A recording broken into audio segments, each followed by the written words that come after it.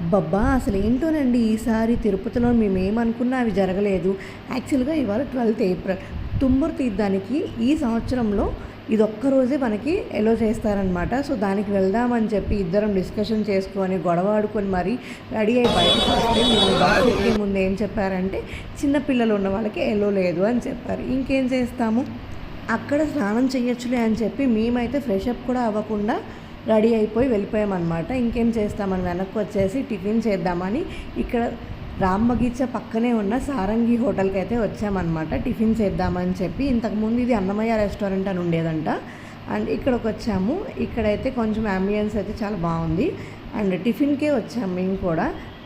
మా పాప అయితే అక్కడున్న టిష్యూస్ అన్నీ ఆగం చేసేసింది.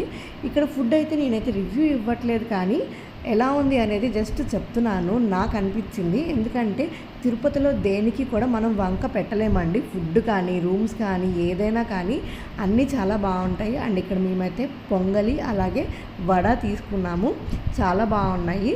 సాంబార్ బాగుంది కదా, నేనైతే 2 గిన్నెలు లాగిచ్చేసాను. కానీ చాలా బాగుంది.